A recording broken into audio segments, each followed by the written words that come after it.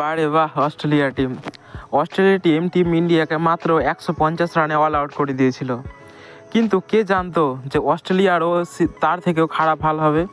অস্ট্রেলিয়ার তো 67 রানে 7টা উইকেট হয়ে গেছে 27 ওভারে।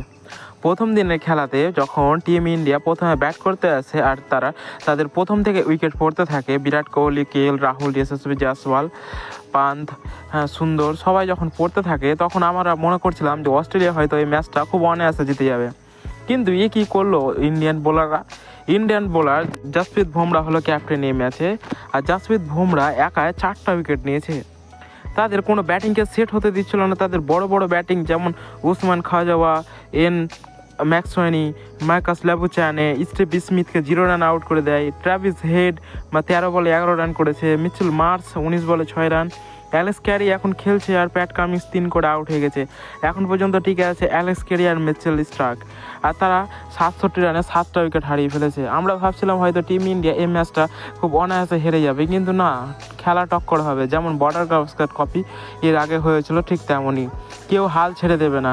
আর এবারে সবচাইতে যেটা ভালো হলো যে ইন্ডিয়ান ফাস্ট বোলার করেছে ক্যাপ্টেন। আর বুমরাহ জানে যে কোথায় বল পড়ছে, আর বল পড়লে কোথায় সুইং করবে আর কোথায় উইকেট পাওয়া যাবে। বুমরাহ আজকে 27 ওভার খেলিয়েছে অস্ট্রেলিয়াকে, কিন্তু বুমরাহ এখন পর্যন্ত মাত্র 3টা বোলার ইউজ করেছে। জসপ্রীত বুমরাহ নিজে 10 ওভার বল করেছে, 17 রান দিয়ে 3টা মেডেল আর 4টা উইকেট নিয়েছে। তার ইকোনমি খুবই সুন্দর, 1.70। আর মোহাম্মদ সিরাজকে বল করিয়েছে 9 ওভারে 6টা মেডেল, 17 রান দিয়ে 2টা উইকেট নিয়েছে। তার ইকোনমি হলো 1.89। আর হর্ষিত রানা 8 ওভার বল করেছে, 1টা মেডেল দিয়েছে আর 33 রান দিয়েছে, 1টা উইকেট নিয়েছে।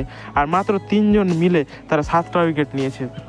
টিম ইন্ডিয়ার যে জসপ্রীত বুমরাহ বোলিং হলো, আর সে যেভাবে ক্যাপ্টেনশিপ করছে, সে যখন দেখছে যে উইকেটে স্পিন তারাও খেলায়নি, কারণ অস্ট্রেলিয়াও স্পিন ছাড়া উইকেট নিয়েছে আর টিম ইন্ডিয়াও স্পিন ছাড়া উইকেট নিয়েছে, শুধুমাত্র পেস দ্বারা বিট করেছে অস্ট্রেলিয়ার ব্যাটারদের। আর তারা বিটও হয়েছে। হর্ষিত রানার একটা প্রাউডিং মোমেন্ট হলো যে সে ট্রাভিস হেডকে আউট করেছে। হর্ষিত রানা এবার টি-20-র পরে টেস্টে সে প্রথম খেলতে এসেছে, তার ডেবিউ ম্যাচে সে ট্রাভিস হেডের উইকেট তুলে নিয়েছে। কত সুন্দর স্মৃতি তার হয়ে থাকবে সারা জীবনে। আর এভাবে টিম অস্ট্রেলিয়াকে মুরগি বানিয়ে দিল টিম ইন্ডিয়া। 67 রানে 7টা উইকেট। এখনও পর্যন্ত যদি দেখা যায় তাহলে এখনও অস্ট্রেলিয়াকে 83 রান করতে হবে, তাহলে যে 150 রান হবে, তাহলে টিম ইন্ডিয়ার স্বাদ ধরবে। তারপরে তো লিড তো দূরেই থাক। আমার তো মনে হয় যে আজকে খেলা শেষ হওয়ার পর যখন পরবর্তীতে কালকে খেলা চালু হবে, তখন মনে হয় 10 ওভারের মধ্যেই অস্ট্রেলিয়া অল আউট হয়ে যাবে। আমার মনে হয় যে 75 থেকে 80 রানের মধ্যে অল আউট হয়ে যাবে টিম ইন্ডিয়ার কাছে।